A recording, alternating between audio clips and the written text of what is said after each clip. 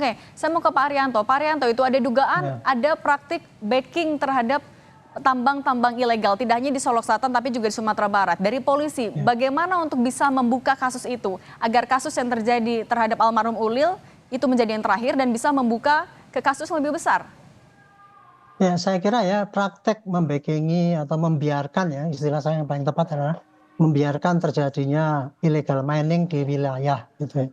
Illegal mining itu ada yang besar, ada yang pertambangan batu bara, emas, dan termasuk galian C ini termasuk yang paling banyak terjadi di berbagai wilayah ya. Dan itu galian C itu biasanya itu bisa marak karena tidak jelas sekali itu antara dilarang dan kemudian memberikan kebebasan kepada rakyat yang mencari makan dan sebagainya. Nah sekarang ini kalau kejadian ini ya, ini kan kasusnya kan diawali dari adanya perintah presiden untuk menindak semua illegal mining ya.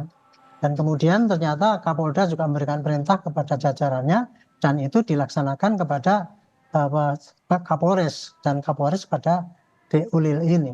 Yang saya herankan adalah di sini ada kalau membackingi ataupun membiarkan itu tuh hampir banyak ya kejadian itu di semua wilayah itu selama itu tidak ditekankan untuk tidak diberantas biasanya itu terbiarkan. Tapi sekarang ini kan ada perintah untuk disikat habis gitu ya.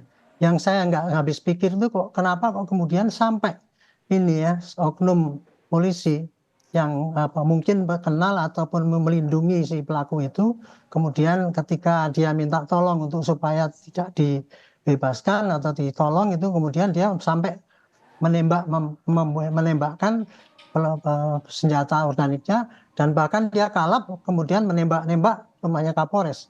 Itu kan yang memerintahkan untuk itu. Nah ini saya nggak habis pikir itu.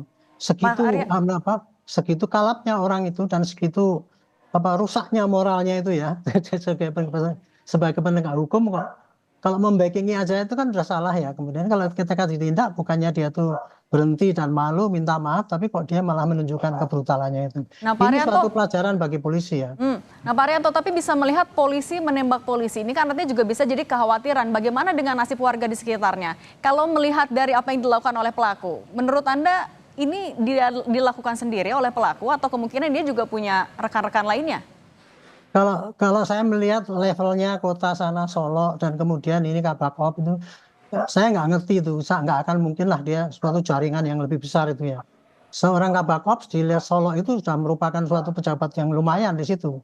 Itu jadi dia tidak memerlukan jaringan kalau untuk dia mau melindungi illegal mining galian C itu. Jadi saya pikir ini hanya oknum saja yang berbuat gitu ya. Dan sekarang bukannya saya pikir tidak perlu itu ditakuti bahwa itu illegal mining segitu dahsyatnya memengaruhi.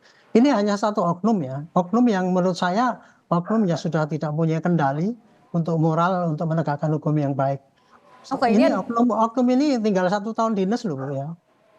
Usia tinggal 1 tahun dinas. Jadi logikanya kan dia kan tidak akan mungkin lah sombong sekali gitu ya mempunyai kewenangan mempunyai apa tuh kekuatan untuk melakukan tindakan yang salah itu.